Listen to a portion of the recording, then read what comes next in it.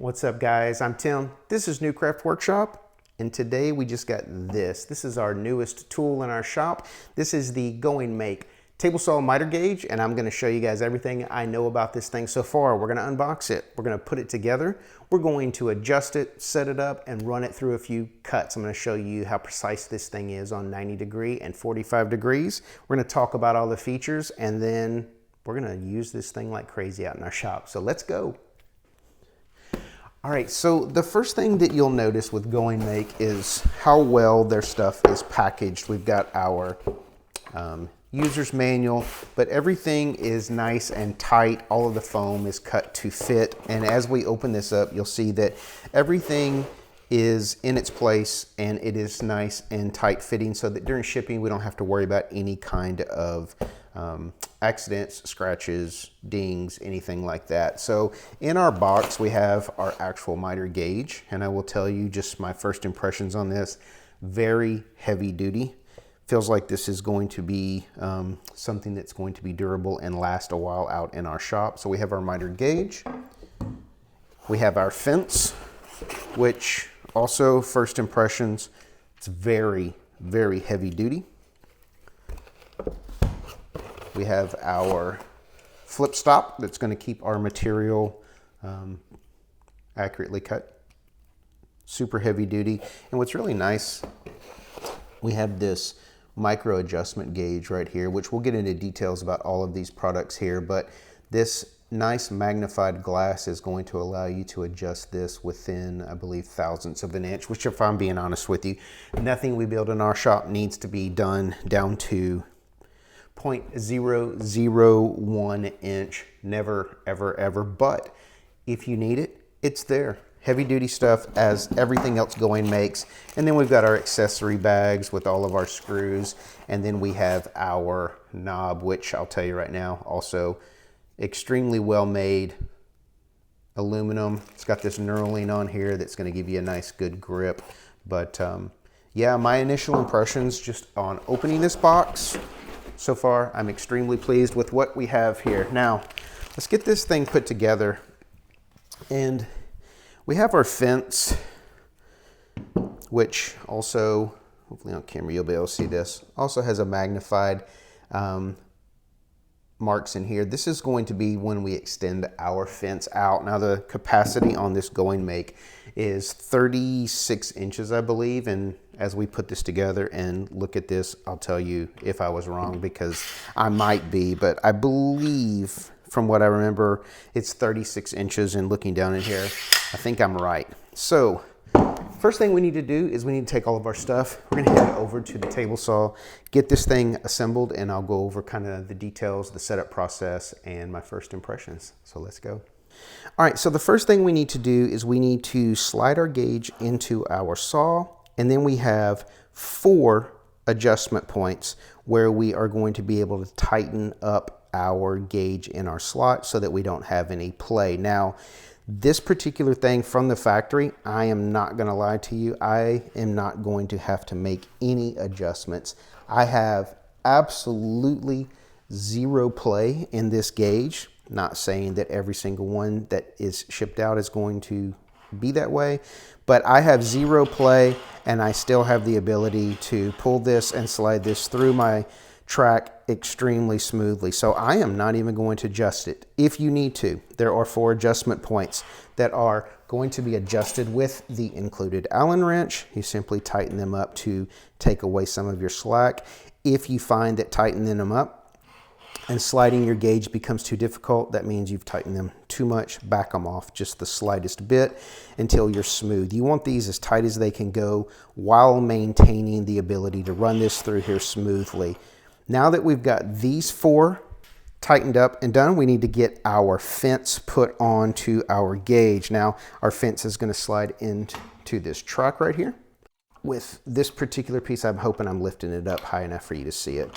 So we're going to just raise this up, get our fence started, slide our fence on, and I don't want to tighten these all the way down yet. We want to just kind of get this like this, and then we're going to take our stop. Now, our stop also has a micrometer adjustment. We're going to talk about this shortly, and a 2-function stop block that's going to flip down. We'll talk about that here shortly as well.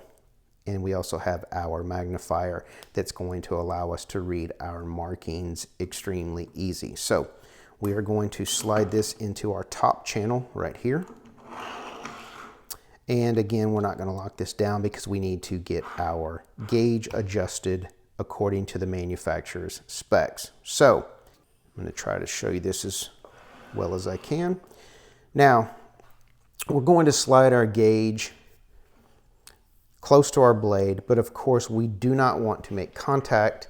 In the manual, it says we need about a 2 to 3 millimeter gap in between here. So we're going to rotate our blades to make sure that our blade is square, which if it's not, you have problems beyond this anyway. But we want to make sure that we've got enough clearance here to where when we lock our gauge into place, our fence into place, excuse me, we're making sure that we clear this. Now, we don't want to be too far away because we won't be able to zero out our stop. I'll show you that in just a second. So we're just going to kind of eyeball this, make it about 2 to 3 millimeters away from our blade. And then we're going to lock these two adjustment nuts right here down and tighten up our fence. Now, we have clearance on our blade. All of that is good to go. Now it's time to zero out our fence. Okay, so we're going to bring our stop down and we're going to bring it over. And we're going to make contact with our blade. Now, we don't want to push too far on this. You'll see how this you can kind of go beyond. We just want to make contact. And once we make contact, we can then zero out our setting. Our stop block is making contact with our blade. Again, we're not pushing too much further. We don't want to go past it. We just want to make contact. Once it does, we can then take this adjustment right here, which as you can see is moving our magnifier around, and we want to zero this out. We want our tick mark lined up right over 0. And that tells us now that our fence is zeroed out to our blade. All right, we are zeroed out, and now we're going to look at this right here. This is a micrometer adjustment. Now I'm at 0. If by some chance we cut a piece and we are off a fraction of an inch, which again, if you need that type of precision, it's available here. We're going to be able to adjust this in 1/1000th of an inch increments or 0.025 millimeters, which again, I'll never need this as far as that kind of precision in my shop, but if you do, it is there. So we're going to move our gauge over to 12 inches and we're going to lock our stop in place. And now let's make a couple cuts at 12 inches and we'll do some measurements and see how accurate this thing is. Okay, so I am just going to use some slats that I have laying around and we're going to bump it up against our stop and we're going to run this through. We're going to take a measurement, make sure we are spot on 12 inches, and then we will run a couple of things through here with a little bit bigger material so we can test our square at 90 and our accuracy at 45. So let's make this cut.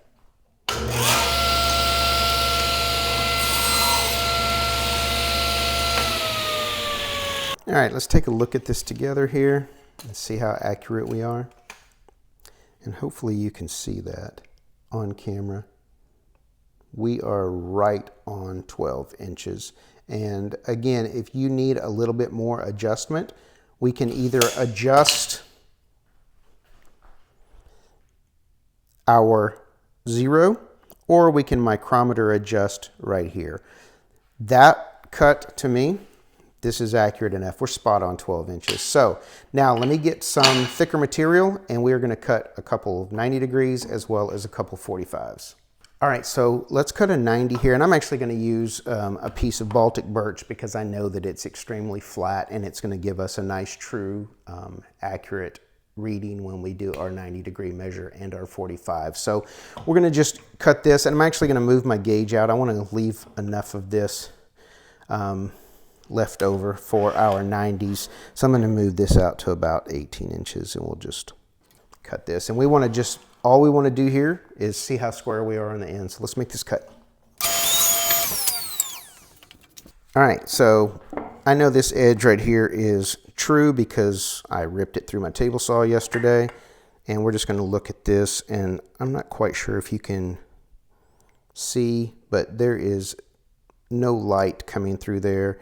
This is an exact 90-degree cut. Very happy with this cut right here. All right, we're going to now switch over and make a 45-degree cut.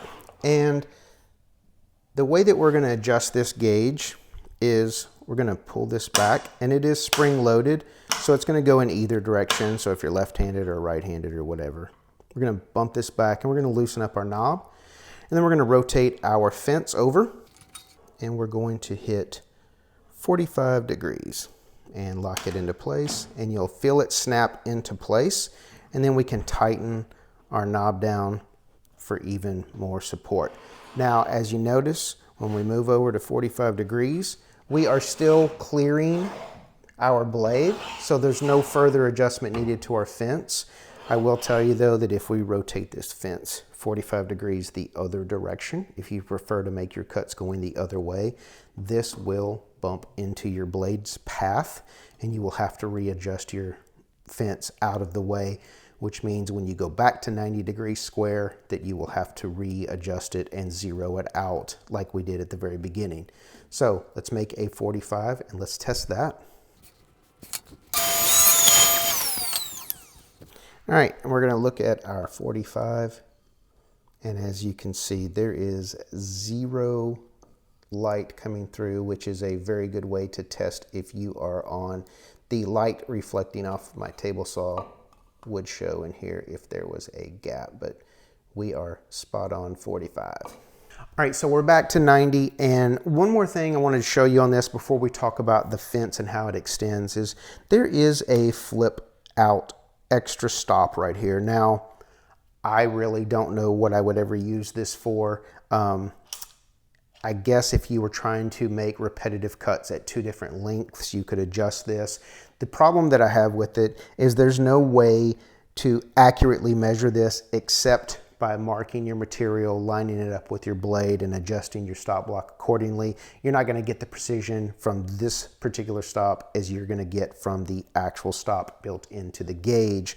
So the other thing that I have a problem with on this one is in order to adjust it, you do have to pull out the Allen wrench, and you have to loosen up this screw. Allows you to move this back and forth. Again, I don't think that's a feature I would use, but it's there if you find use for it. Now, let's talk about how we're going to extend this gauge out to its full capacity, which is 36 inches. So the way that we adjust our fence and make sure that we maintain accurate measurements to our stop is going to be through this particular magnifier right here. Now, inside of here, there is a tick mark on the top and bottom for our metric and our imperial, and it is preset inside of there. When this gauge is closed, the bottom marker is at 500 millimeters. So we need to set this particular portion of our stop at 500 millimeters as well. Now we know that our mark here and our mark here is exactly the same.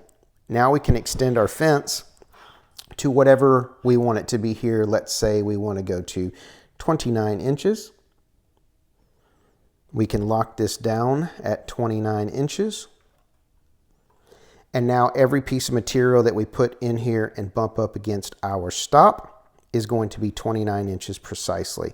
So that's how we adjust our gauge to come out past the standard settings. We're going to move this back in, loosen up this knob, and now we can use our gauge, our stop block gauge, on our smaller settings. Now this goes up to 19.5 inches before you need to start expanding the fence.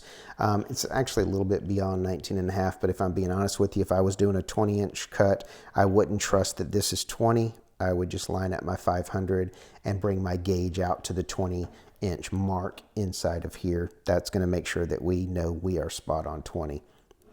That's how you adjust your fence length. All right, and that is my take on the GOINGMAKE miter gauge for your table saw. I have been using the factory gauge that came with my table saw forever, so this is a definite upgrade, and I will tell you that there's Really not anything about this that I am not impressed with. The only complaint I think anyone could possibly come up with is the slight deflection in the actual stop itself. It is very, very minor, and you have to push on it fairly hard to get it to even budge a little bit. And if you're like me, you're not going to bump your material up against your stop that hard anyway. Very well built. Everything is legible. The magnifiers make it even more legible. It locks into place tight, and again, zero deflection in this fence at all.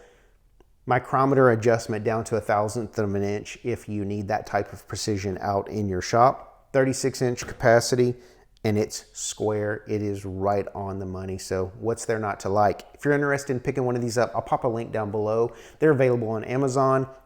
And the price I checked a couple days ago when I received this was about as cheap as I've seen it all year. And I will tell you, just from experience, having some GOINGMAKE tools out in my shop, it's going to continue to go up. GOINGMAKE is making some really good quality tools, and they are still considered an entry-level price, but I can assure you right now that their tools are definitely not entry-level. So grab them before they get popular and they go up, because, you know, that Cool Kids brand that's red and white is beyond insane. I'm not saying this is going to get to that level, but it's going to continue to go up. So if you're interested, link below. If you're not and you just wanted to watch my video, I appreciate you spending a little bit of your time with me as always. So I'm Tim at Newcraft. That's all I got for you this time, and we will catch you on YouTube.